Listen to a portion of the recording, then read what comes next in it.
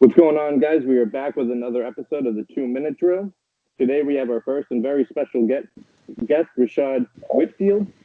He is a trainer and he works out wide receivers, defensive back, and basically every position you can name in the book. How's it going, man? Pretty good, man. How are y'all? I'm good. So, got a few questions for you, of course.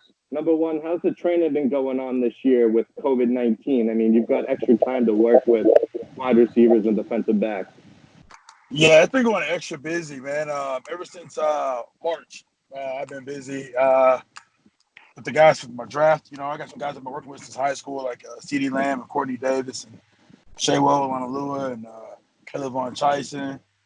So, working with them guys, got Harrison Hand and Graylin Arnold. So I've been busy in March. I usually don't work with my pro guys till like maybe beginning of May, but since the COVID, everybody's came in early. Yep. So this has been a really hectic. It's been busy for me because they can't go to the training facilities, man. So I've been working with Dave Montgomery came back in town. He just left to go back to Chicago. We've been working out 4 years now. Jay McKinnon went back to San Fran. So all my boys Miko Hardman went back to KC. So they're all headed back to their cities now, and just kind of work out there until it's time for them to. All right, Absolutely. I have a question. Coming from Houston and all that, right? I got to know, is there an inner motivation and an outer motivation? Like, what drives you? I want to know. Because you seem to work very hard. I know you did the 3 golden rules. You said laser focused, show urgency, finish strong. So, like, it takes a powerful and strong-minded individual to achieve things like that. I don't know. I tell people all the time. Like Richard Sherman said, it was a gift. He's like, dude, you're just gifted because you're always high energy. I've been watching you for years. The things you come up with are like, it's functional and applicable to the game. But there's nothing better. Is like, you see somebody you've been working with all offseason and that they did okay the season before, or even if they did good, and you just watch it just take off the next season. When I watch football, I watch a lot of movement. Like a lot of people watch the big catches and the big runs. But I can watch, for instance, I trained Le'Veon for the last 5 years. That's my boy. I can watch Le'Veon take outside.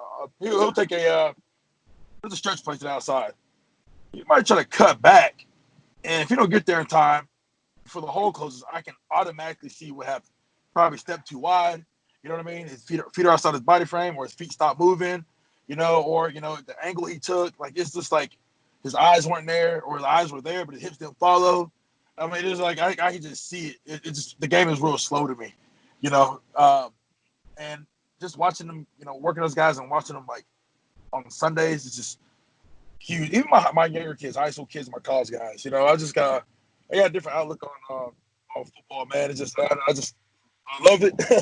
I'm real good at it, and I just see things differently. I'm really outside of the box, not real cookie cutter with things, but. Football is all about movement, man. And, I label myself as somebody who trains movement based on whatever position the athlete plays. So, in NFL, guys, it's a lot more quicker, it's a lot more demanding. And, I don't know, just stuff like that just kind of drives me. And I got a lot of big time dudes that depend on me too, man. But when I got them, I know exactly what to do. I know exactly what to work on. I know exactly what they need each and every session. So that's probably why I stay so busy. And that's probably why I train so many pro guys at different positions. You know what I mean? A lot of guys just focus on one thing. But, football play with your feet. So I'll take care of that part, man. Big guys like Danielle Hunter to little guys like smaller guys like Jared McKinnon and stuff like that, running back. So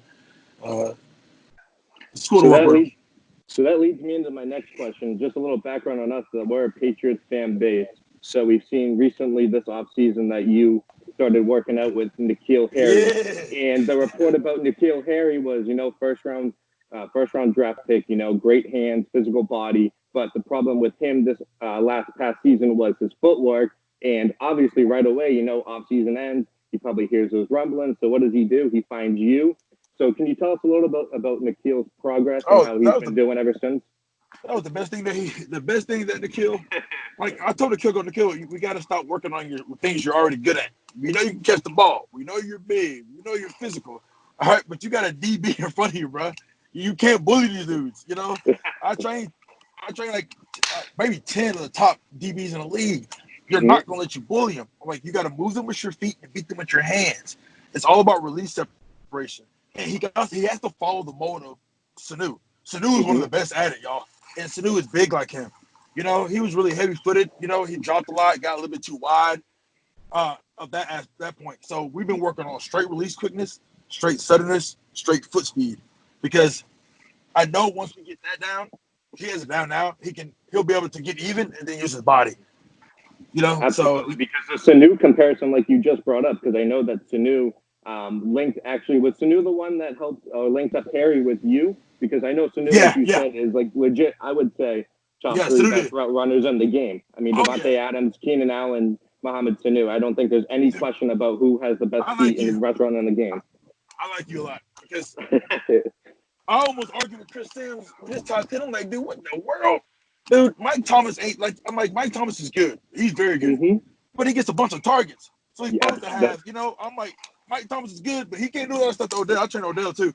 Odell, them dudes do crazy. Keenan, Odell, Slay, Sanu, like Devontae, they're just different.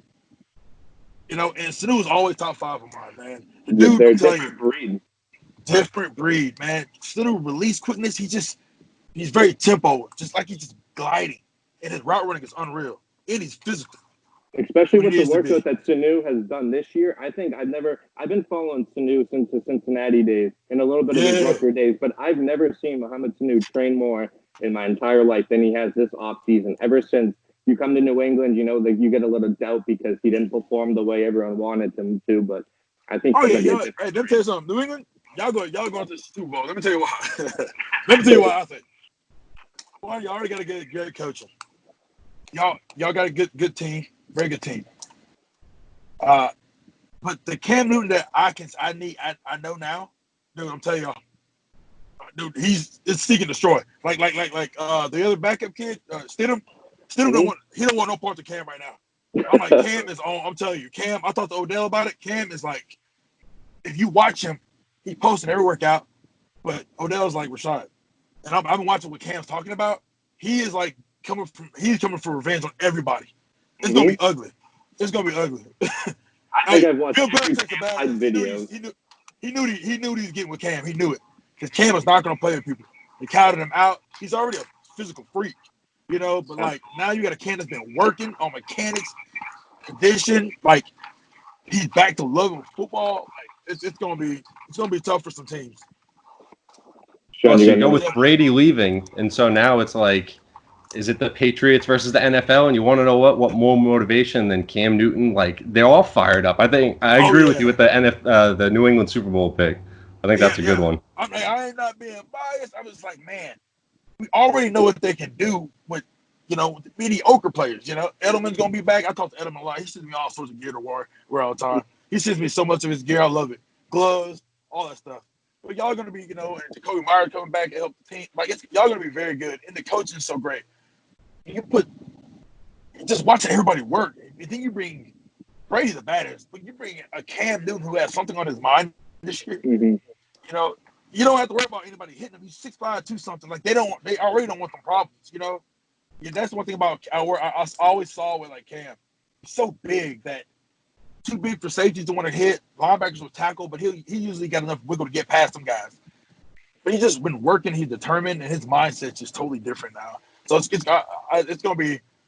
They're gonna be a force. I don't think they'll backtrack at all. I think Cam's leaned out too. I don't think Cam's been in this good a shape. Like one of the videos when I think it was the day that he went to the field with Sanu, and like he's leaned out so much, and it's just. And the Patriots have an offensive line. Like I know they lost their offensive line coach that's been there for like 20 years. But Cam probably has a better offensive line now in New England than he ever did in Carolina. Oh, hell yeah. I was watching Christian McCaffrey when they played the Jaguars. Man, they gave him a lot of carries, so of course he broke loose, but they're getting some tackles for loss back there, man. It just wasn't no blocking. I mean, like he can get the ball, dude's already in his face.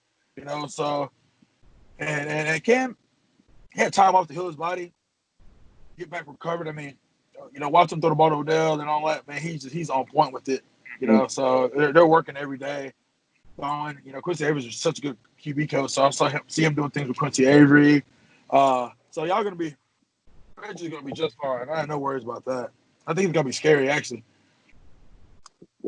I had one more. My other question I had for you was obviously we talked about some of the other NFL wide receivers. Which one have you seen the most improvement from that all the guys in the NFL that you've worked out this year? It doesn't matter position or anything. Nikhil, because he needed the most work, so it's the biggest improvement. I've been working with Emmanuel for so long and all those guys, so when they come in town for the weeks they come in, it's more I can tune them up, touch them up, work on a few, Miko working on some releases. So I do a lot of releases and stuff. It's more fine tuning.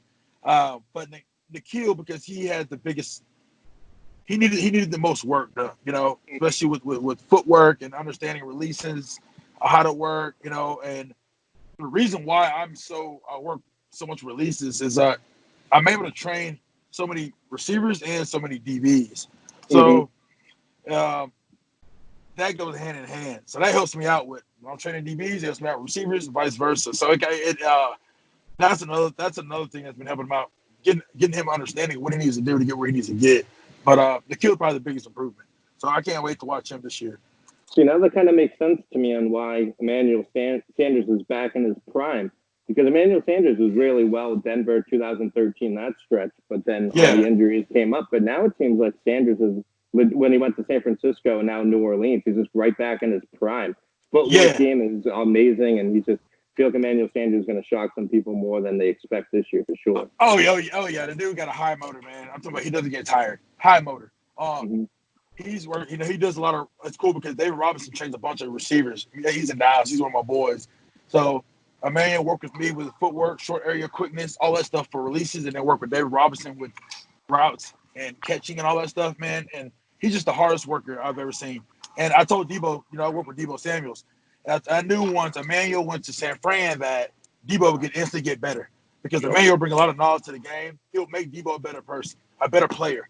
So I was like, damn, he left the Niners. But I talked to Emmanuel. The Niners still wanted him, but he got more money with the Saints. Yeah, I think he was between the Bills and I think it was the Bills, Niners, and Saints for Emmanuel. And I think he was just like, I can't see myself playing in Buffalo.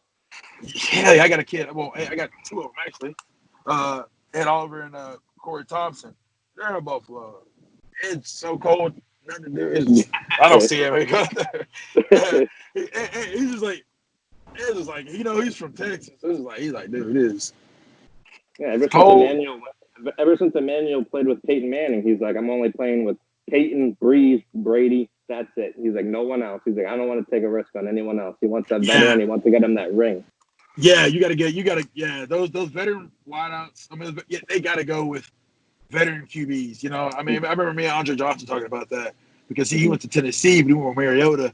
And I was like, man, Mariota just wasn't there. He was trying to get to a veteran QB, but Emmanuel, people gonna really see how good. Like Mike is good, but Emmanuel gonna be open like crazy. I know he know him and I both know. He's better than Mike. Mike gets a lot of targets, but Mike's not better than Emmanuel. I agree with that. It's like what you're saying though. It's like a lot of the top receivers in the league. What people go by is the stats, but people don't take into consideration the targets. They don't take into consideration the route running, the footwork, and all of that. And obviously, the offense that they're in. Like Michael Thomas gets targeted 152 times a year. So obviously he's gonna have or more than that. But obviously he's gonna get production. But those guys, the underdogs, kind of like Devontae Adams, like you touched on earlier, Chris Sims' list. I don't even think Devontae Adams was in the top 10. Yeah. Keenan Allen wasn't even. I know Keenan was on there. Was he on there? I think he was 8. I'm like, so you got AJ Green. I'm like, nope. Mike, I'm cool, Mike. There's so many of them that they would leapfrog past, especially them two. Like I'm telling you, I trained Slay, I trained Xavier Howard, I trained Joe Hayden, Jonathan Joseph, and you ask all 4 of them top DBs. Those are all top DBs. Who was the hardest one to cover? And they say Keenan Allen, Keenan and Devontae. Keenan and Devontae, they all say that. Every last one of them. They're not blazing speed, but their short area quickness, the release quickness, and the separation that they get off the top of the routes is amazing. Nobody's bothering when they're so sudden. It's unreal.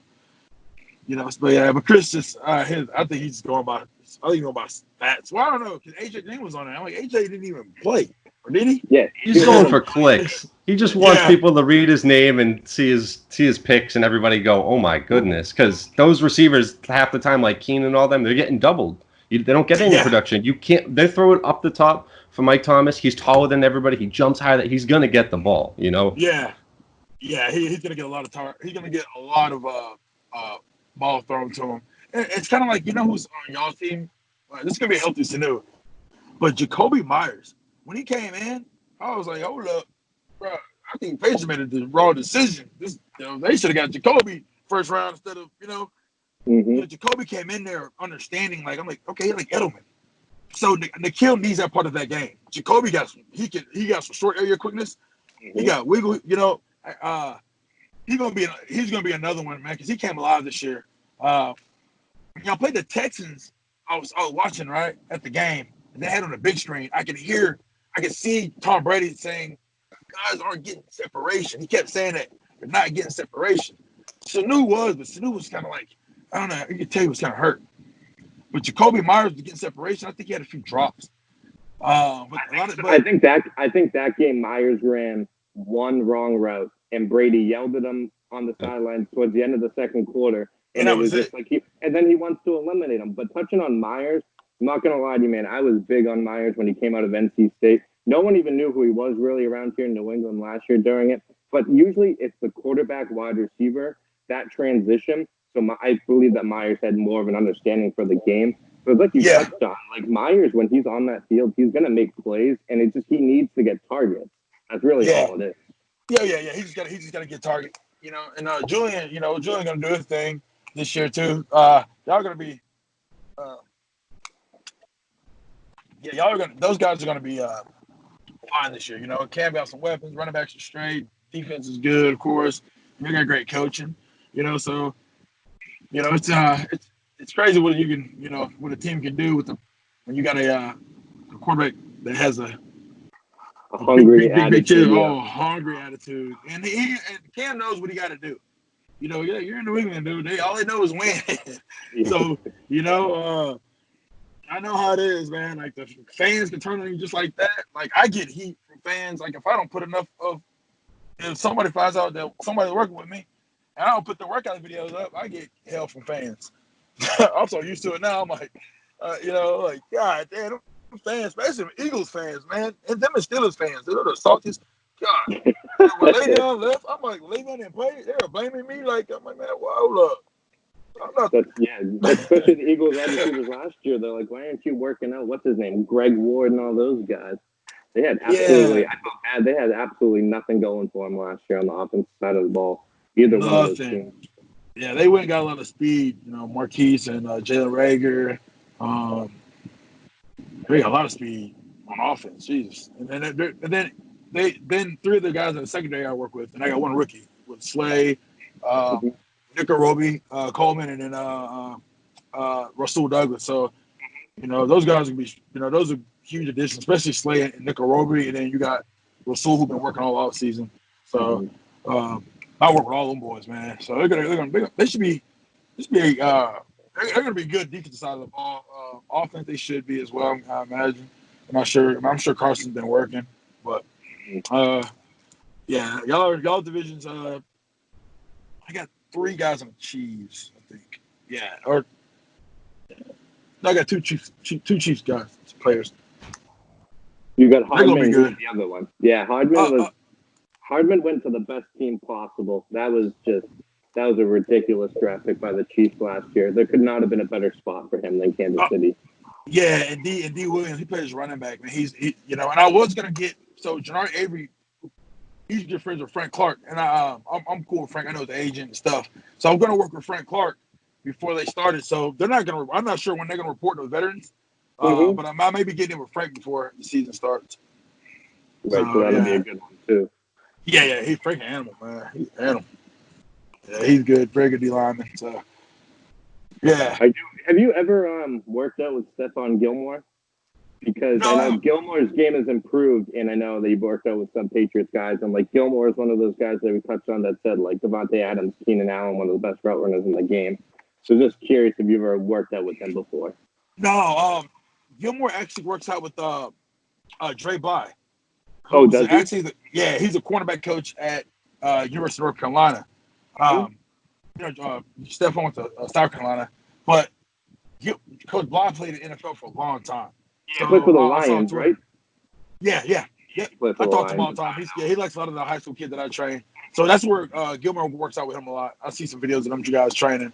I used to have Eric Rowe on y'all's team. Work with Eric. Mm-hmm. Yeah, Eric. Yeah, Eric. Yeah, Eric would have been better at safety. You think so? Y'all. At safety, yeah. He could cornerback. Especially during that Super Bowl versus the Eagles, they could have used them at safety rather than cornerback covering Alshon. Yeah.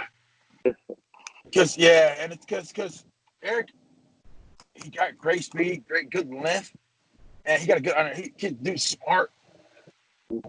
But Alshon had on his mind that game, I guess. I don't know, man. It might have been contract year or something for Alshon because it was bullying. Oh, So, but I think it's maybe hit on the page. Make sure I ain't got nobody else. Yeah, let me make sure because sometimes I'll be watching the game and I'm like, oh shit, I forgot to train so and so. You know what I mean?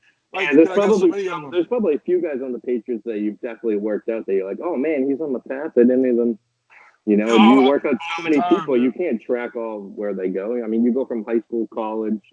Hard to keep track of everyone you actually work out. And even my pro guys, because I do everything by position. So my pro guys, I still have, I have, like, for instance, a day at work with me will be 12 o'clock. I might have Ibra. Then at 1 o'clock, I'll have Kendall Sheffield, plays corner for Atlanta. I have Rasul. I might have Alani Johnson, corner from Texas. And then, at 12-1. Then at 2 o'clock, I might not do anything. 3 o'clock, I might do anything. 4 o'clock, I'll have Courtney, CeeDee, wideouts, and I have it's just everybody from different teams. I have some guys from Redskins. It's crazy. So one day, like me and my wideout coach, D, I had my DBs out there. I think he had 4 of the wideouts, so he had like Redskins, Colts player, Broncos, Eagles, and I had like one of my boys from Texans, Atlanta, Eagles. I mean, it was just like. And they kind of start talking, you know what I mean? Mm-hmm. Yeah. Just all started kind of talking because the football kept going our way. Somebody was dropping it. I don't know who it was. But after a while, my DB dudes are going to let them know. So I know, you're going to line them up for nice solid competition, man. Yeah. Oh, yeah. I was like, damn, we got some division rivals out here because with the Eagles and the Redskins. Mm-hmm. I got 2 Redskins players. But it's just funny listening to them guys just go at it. Chirping at it back and forth. Yeah. All fun and games and stuff, but you can tell at that time they're probably like they were being serious. They're ready to play, man. That's the thing. All these guys are all ready to play ball. So I can't wait, man. I'm ready to see it. I'm ready to, we've been putting a lot of work, so we're trying to put all this stuff to use. Absolutely. Sean, you got any other questions? I'm all set on this end. All righty, man. Well, we don't want to hold up too much of your time because obviously you grind from probably 6 a.m. in the morning up until 8 o'clock at night. Yeah. Well, yeah, I kind of started out on mid-morning, and then so Monday, Wednesdays, and Fridays are all dedicated to my pro guys. Mm-hmm. And if they got to do Saturday, Sunday, I do that too. But and then Tuesday, Thursdays, like Saturdays, are usually like my high school kids. All my college kids are already back at school. Majority of our pro guys are gone, so now the most of them I have here are like the Texans. Mm-hmm. So, yeah. But I got some kids I'm about to work with here in a few, 45 minutes. Yeah, man, y'all I do a lot of these, man. So anytime y'all got questions about anybody, absolutely, we'd be more than happy to have you on, man. That was great talking to you. Oh, no problem, man. Thank y'all guys. I appreciate it, brother. Have a good one, man. Oh, you too. Y'all too. Y'all take care. Thank you. All right, later.